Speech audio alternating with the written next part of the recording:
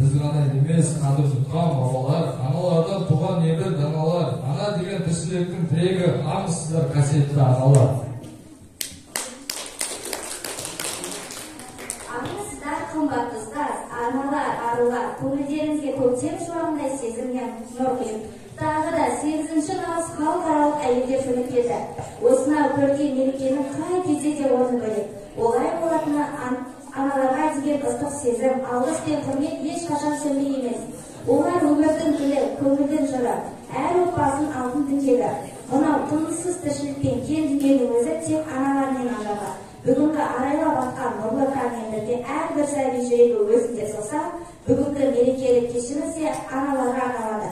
Дей отырып, бүгінгі 10-ші Ә сынып оқушыларының дайындаған бәрі де ана бір өзінен басталады. Атты мерекелік кешімізге қош келдіңіздер. Десектен уақытпенен жарыспайды, қияға қиялымен қарыштайды. Шәкірттер шын жүректен тебіреніп, өнерлерін анаға бағыштайды. Дейін келесі кезекті әдеби монтажға береміз. Ортаға Мадина, Диана, Әсел, Нұрбек, Олжас, қабыл алыңыздар.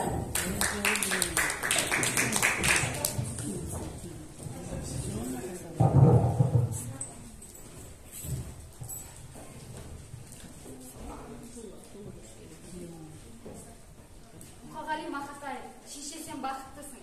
Шеше сен бақыттысың, жыламағын. Жай түсіп жатқанда да құламадың. Тәңіріңнен мен едім ғой сұрағаның, сондықтан жыламағын. Бармын ғой қасыңдамын. Бармын ғой, тірімін ғой қасыңдамын. Өлмеймін мен өзіңдей асылданмын.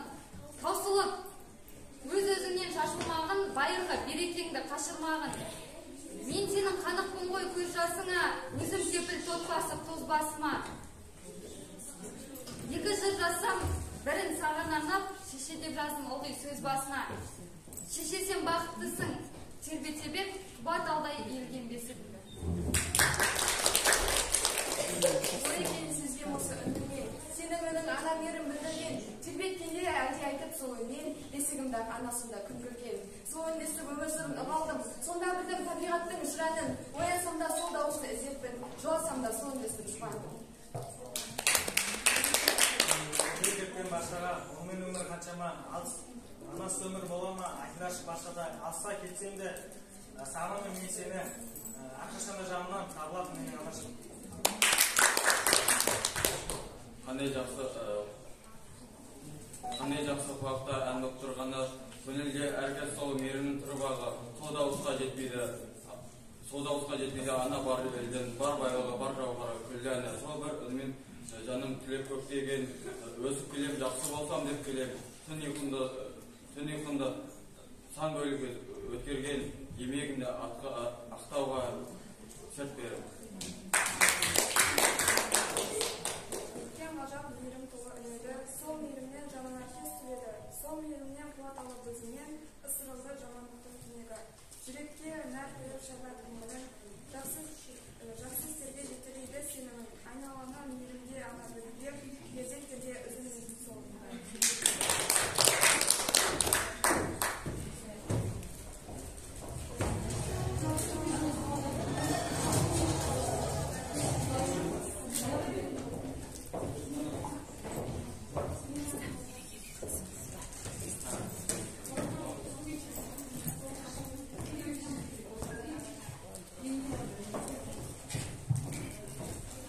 Сіздердің өскен балалар, батыр мен даналар, құттықтаймыз мейраммен, құрметті абзал аналар. Көңілі алатаудың аққандай, meyrimnin күннің шуақ шақтарындай. Қалайша аялана тыналармын ән болып сағыныштан ақсарылмай. Деп абзал аналарымызбен ұстаз аналарымыздың құрметіне келесі кезекті күйге береміз. Сахна Саттар Әсен орындауда Адай күйі қабыл алыңыз.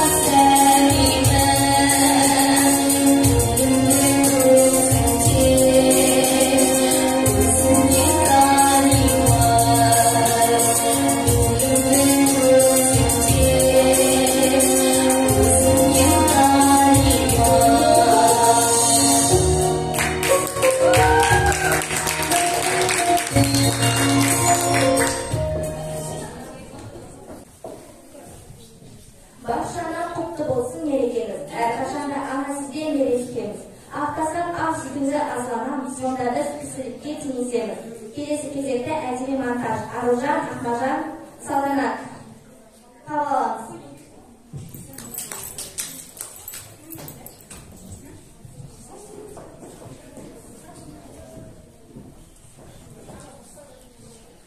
Өмірімнің есігін ашқанына, жүрегіме жылы шашқанына, тәй-тәй басқан қадамымды сынап тұрып, кең құшағын маған қарай ашқанына, асыл ана, аяулана қымбаттым, бір өзіне үнсіз ғана қиғаттым, жылағанда жыл сөзбен жұбаттым, жыға қосып мен өзімді жабаттым. Ананың аяғының астында, бар жылуын шуақ қылып шашқызда, ардап күйсің аяулысың анашың, құшақ ашып бауырыңа бастында. Асыл ана, ардаптана, жанана, сүйенішім алтындары сен ғана, баға жетпес байлығында өзіңсің, бақытыңсың өмірдегі сен дара. Биіктесің, қымбатымсың анашым, сен мен үшін арқа сүйер панамсың, әрбір сөзің ұлағатты данасың, құрметтесін барлық адам анасын. Анам менің өмірдегі тілегім, анам менің кеудемдегі жүрегім. Егер менің қасымда сен болмасаң, бұл өмірде қалай ғана жүремін. Ана дейді бәрімізде аңқылдап, ана дейді жас сәбилер жатқылап. Егер менің жасымда сен болмасаң, бұл өмірде қалай ғана.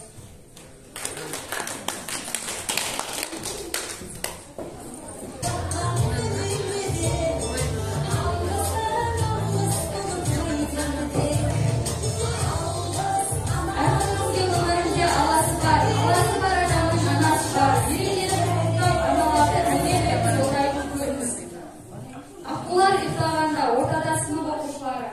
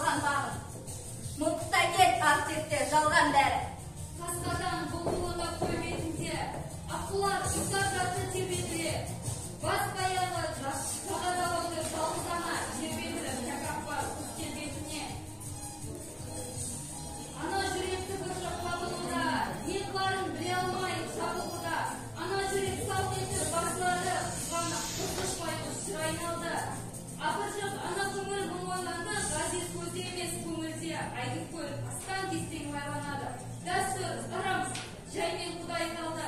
Жалғыз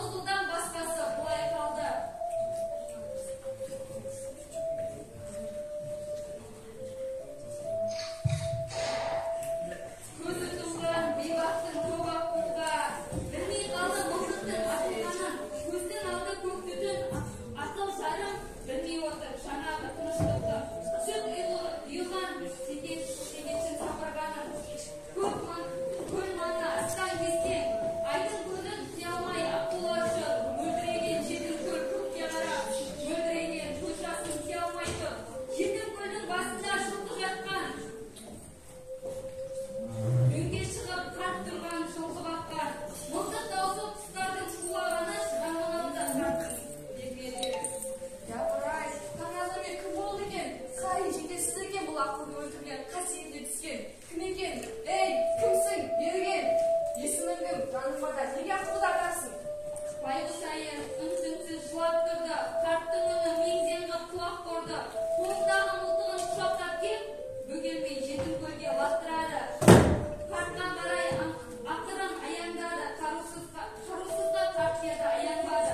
Көзінде жас, көңілінде зар төгіліп, болған жайтты келіні баяндады. Ана күндіз тәуіп шал келіп кетті. Әлде өтірік, әлде шын желет кетті. Аққу менен баланы аластаңдар, деді дағы жайымен жөнеп кетті. Ей балам, тәуіп сені алдап кетті. Қалайша қасиетіне қалдың, балам-ау? Қалайша о тәуіпке сеніп қалдың?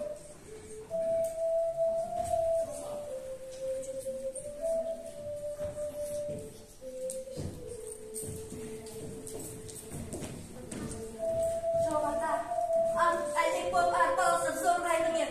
Жоқ ата, жасамадым ондайды мен.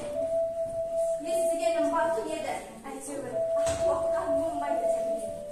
Ей балам, үйіңе қайт, ауылға қайт балам. Атың өсеткен.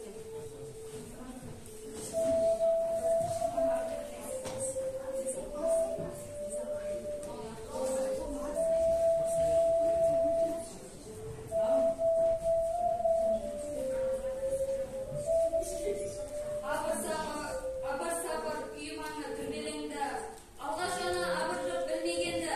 Ат үстінен түсе алмай қатып қалды. Мелшиіп біле алмай кірпенін дегенді. Білмейді қайда келді, кімге келді. Өңбек түспей әйтеуір таласуда. Өлім менен тірінің арасында. Отырғанда жетім көлдің жағасында. Аққу жатыр көзінің шарасында. Ғазиз ана ербеңдеп екі қолы жиналған жұртқа қарап алақтады. Күледі бірде жылап зарланады, көкке қарап бекерге қарманады.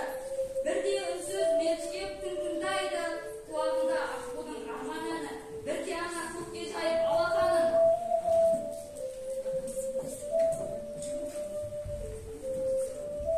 Қазір отам, қазір балам, сені ұшықтаймын. Аққудың қоғыменен ұшықтаймын. О, қасірет, қасірет осындай мен. Сорымның қалындағы шашындай мен. Қасірет, қасірет, қасірет. Аққулар, аңызда көп ойлайтын жайлы. Аңыз көп қой олар жайлы. Көзіңмен көрмегендей бола алмайды. Тек қана нұсқа ұйықтайды олар, шошса екінші рет оралмайды. Орнында екен жетім көл жоғалмапты. Ортаймақты немесе толалмақты.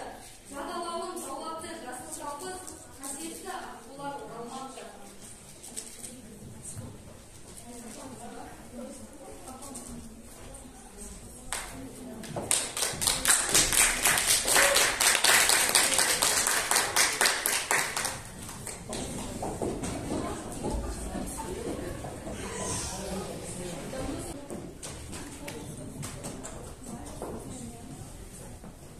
Ақ жауынға ананың, ақ көрпесі баланың.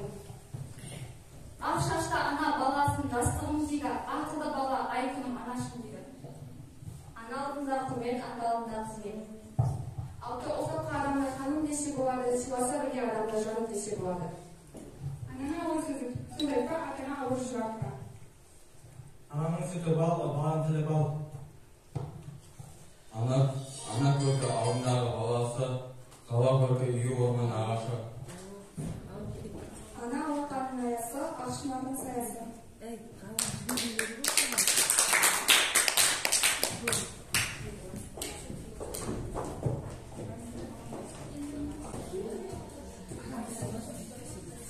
Бұралып біздің қыздар билегенде, шығыстың асқар әні тербелгенде, қол соқпай дәті шыдап тұралар ма, құрбылар айтындар шыққандай адам. Сынып өнерпаздарының орындауда вальс дейді.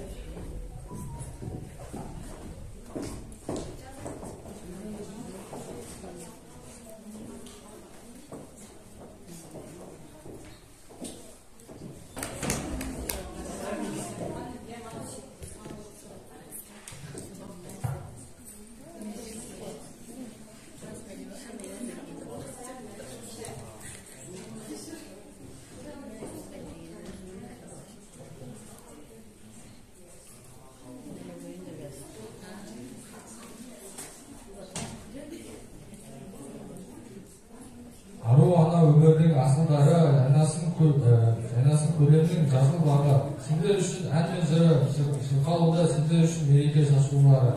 Келесі кезекте Русаяның орындауында жетім қыздар монологы. Асалыңыздар.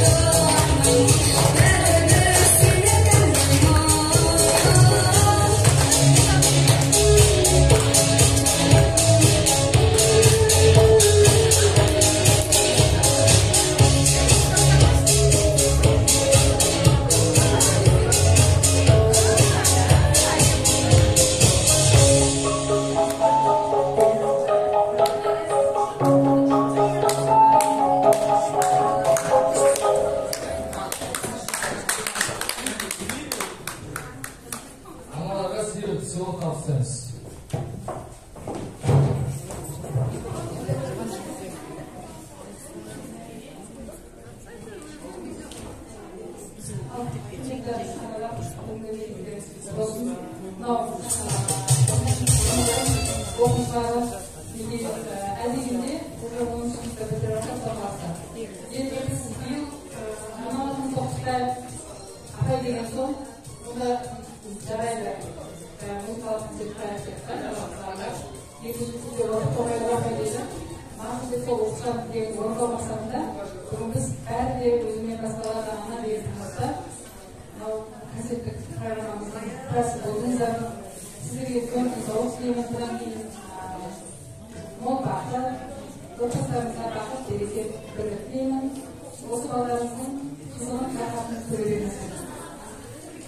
Rahmet size.